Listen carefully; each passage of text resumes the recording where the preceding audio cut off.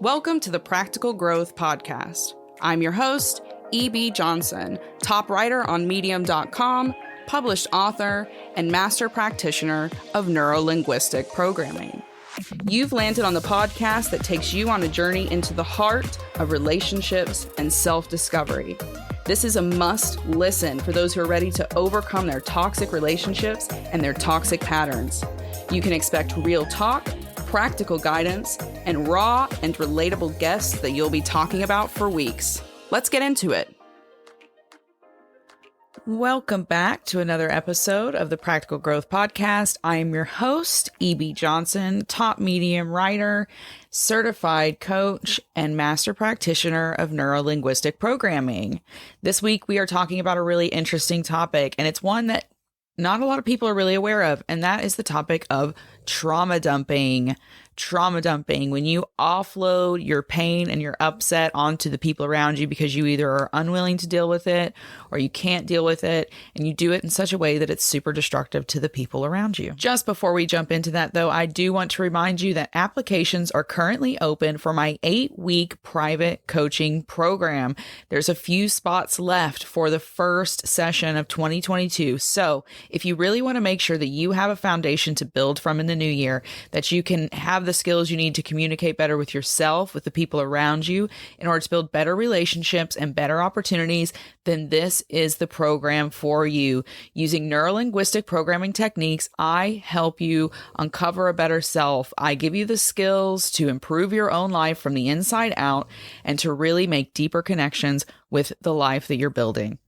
This is a limited program. It is not made for everyone. So if you want to learn more and find out if it's going to be a good fit for you, head over to therealebjohnson.com. You can learn more about the way I work, and you can access the application that will allow you to get into this program in the new year. So if you're ready to make that leap and really improve your life and your relationships, head on over and check that out.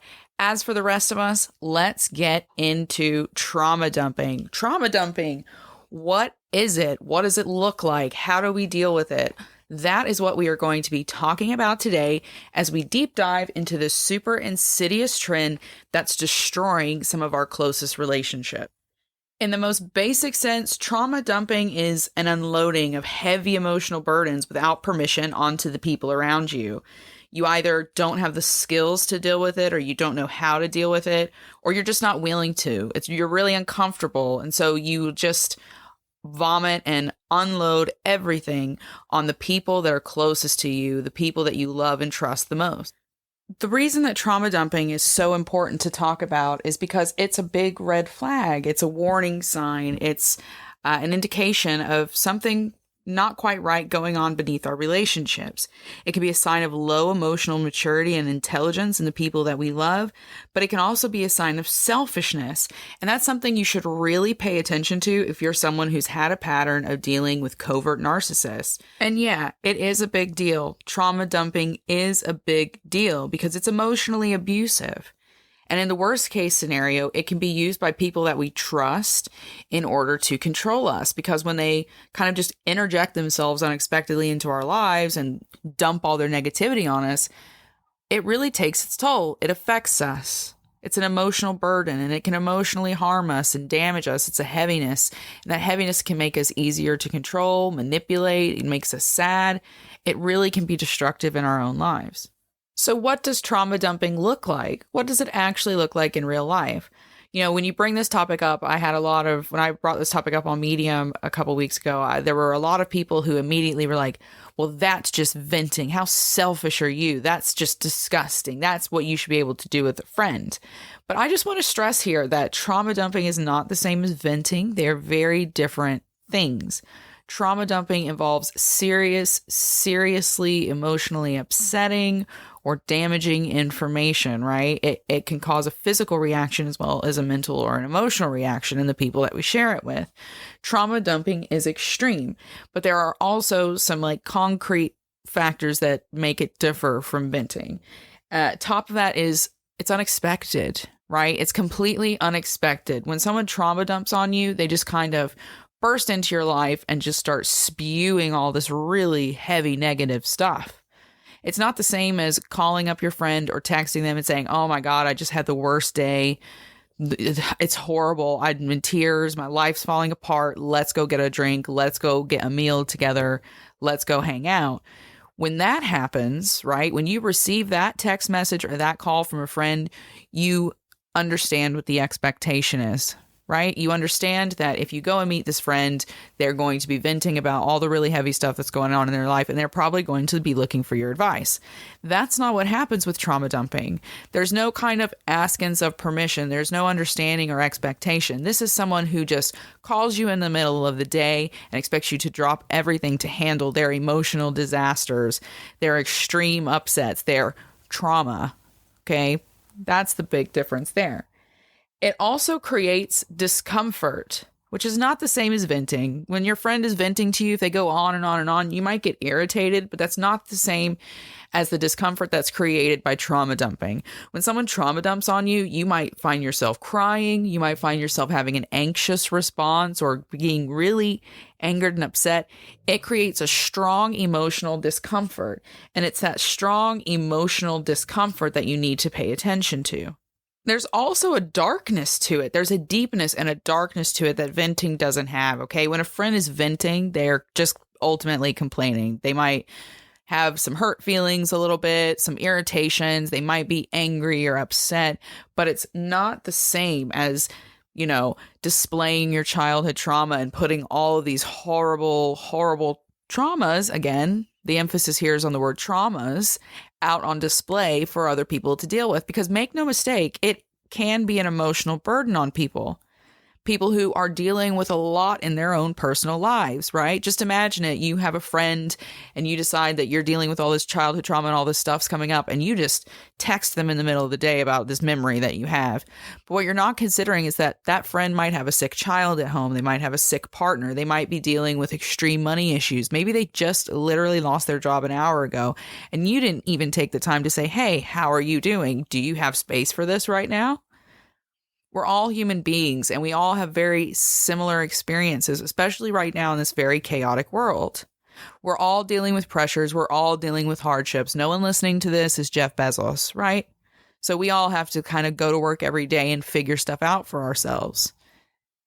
And that is where we have to pay attention to the trauma dumping and pay attention to how we're offloading and unloading our burdens on the people around us, because they have pressure points in their lives. They're dealing with pain, and they may not have the emotional bandwidth to give us the support that we need. Now, when we're looking to see if it's trauma dumping or if it's just venting, we also have to look for a distinct lack of compassion.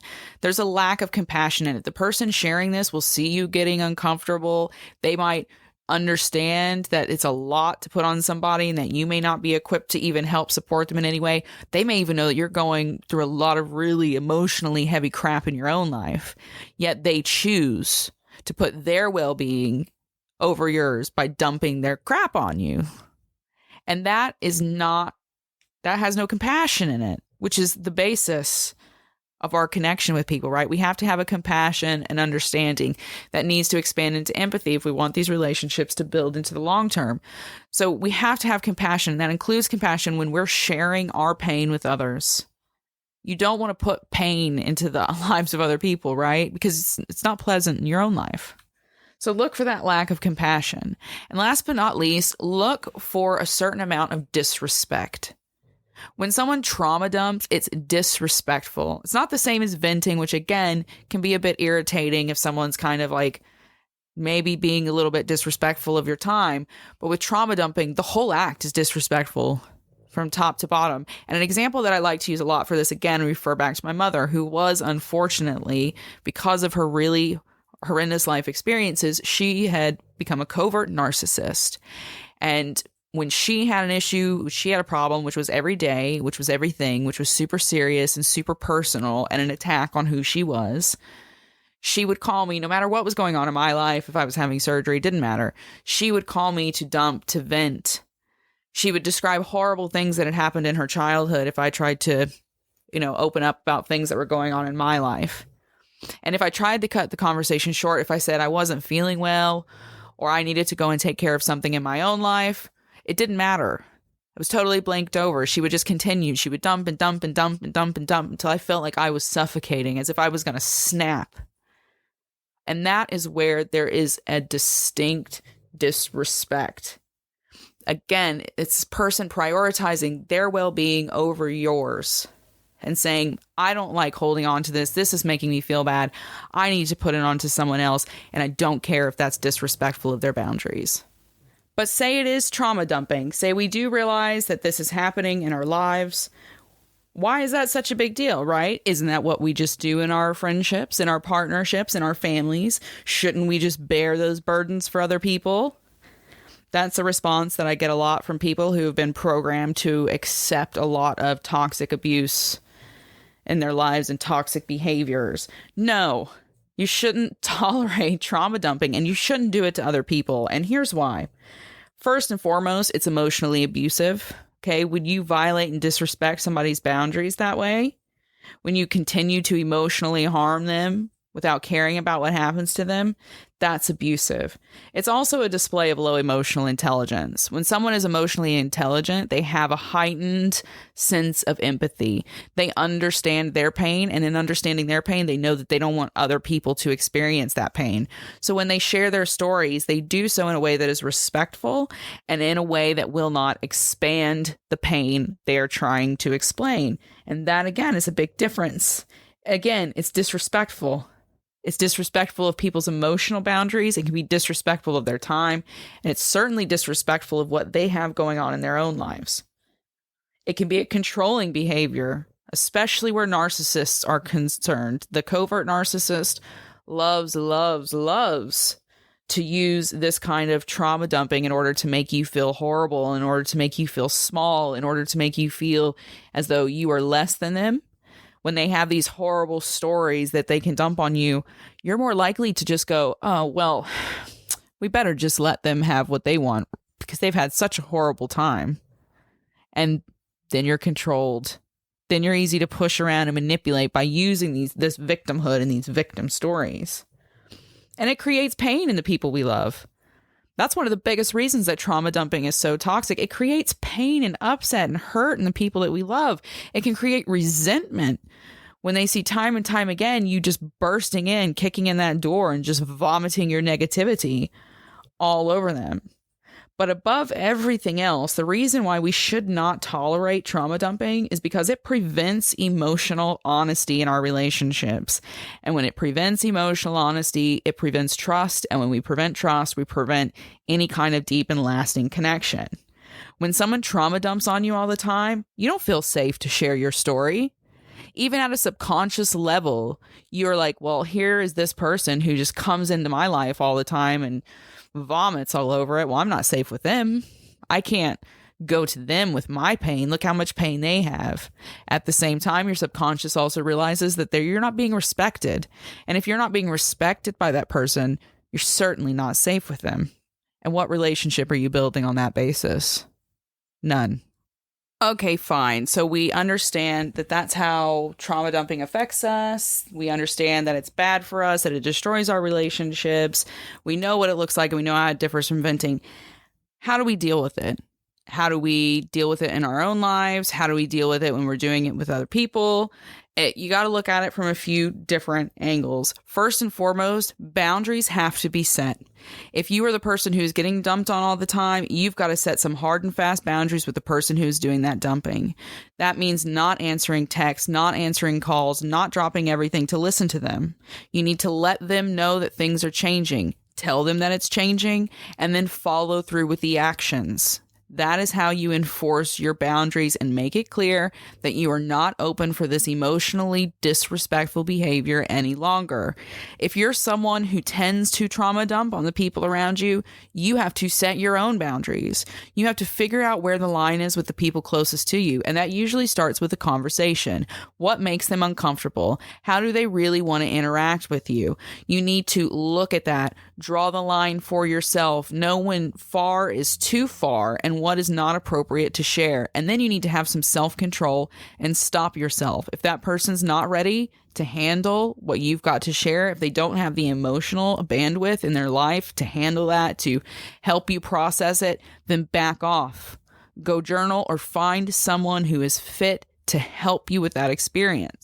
Next, there needs to be a prioritization of well-being. If you're someone who's being dumped on all the time, it's time to put yourself first. You have a right to put your foot down. You have a right to say, hey, listen, I don't have the space for this right now. I'm dealing with a lot of really, really, really heavy stuff, and I haven't opened up to you because I know you're dealing with a lot, but unfortunately, I just don't think I can help you right now. It is okay to do that. It is okay to put yourself first. It does not matter if it's your partner, if it's your child, if it's your mother, your father, if it's your best friend. It does not matter. If you are suffering and you are struggling to keep your own head above water, you can't help them. It's very similar to the face mask analogy, right? You have to put your own mask on in order to get the air to help someone else put their mask on. Prioritize your well-being. If you're someone who trauma dumps all the time, then you need to have a reprioritization of your well-being. You are not the most important person in the universe. Your pain is not more important than anyone else's pain. It doesn't matter how extreme you think your trauma is or how much worse off you think that you've been in life. Anyone around you deserves just as much respect as you want for yourself. And the issues that they have in their lives, the pressure, the pain, the struggles is just as relevant and just as important as your own. So reprioritize your well-being and understand that it is equal to those around you. It is not more important than those around you. Thirdly, there needs to be an encouragement, a push for proper support. Person getting dumped on all the time, you need to encourage the trauma dumper to seek out more help. Now, really, ideally, that would be professional help, someone who could help them appropriately deal with the trauma and the consequences of that trauma on their adult lives. But more than that, they may need a bigger support system than what you can offer. Maybe they need to open up to other friends. Maybe they need to open up to family members or find a group counseling, group therapy. There's all kinds of options out there, but they need to find more support than just you. In trauma dumping, we often find that one or two people kind of handle all of that trauma dumping. It's not necessarily done to everyone. But unfortunately, not one or two people can handle all of the pain that we have in our lives when we come from this dysfunction and this trauma. So you really have to encourage a wider net of support. Push your friend, your partner, your family member to go and seek professional help, or at the very least, seek someone else who has the emotional bandwidth to support them. Next, if you're dealing with a lot of trauma dumping in your life, you need to get yourself help and better support. This has been a little bit controversial. I know that I've been in several instances on Quora where I've gotten into heated confrontations with those in the psychology and mental health fields who think that it's not fair to say that your trauma can affect someone else, but it absolutely can. If you've been handling a lot of emotional trauma, it creates stress in your own life, and you may need to go and talk to someone. At the very least, you may need to speak to someone professional about how to handle this friendship. How do you set boundaries, and how can you follow through on these boundaries in your relationship? If you're the victim of trauma dumping, don't be afraid of or above getting the support that you need in order to recover, find that peace, set those boundaries in your relationships. And last but not least, you need to adjust to the discomfort of this strange new world. It's really hard to say no when you're someone who has just been the receptacle of everyone else's pain and trauma around you. It's not nice saying, sorry, I can't deal with this right now. People get upset with you. You might lose relationships. You might lose friendships, but you have to embrace that. You have to embrace that discomfort and know that protecting yourself and prioritizing your well-being is worth any kind of superficial consequence like the loss of a toxic person or their short-term venom.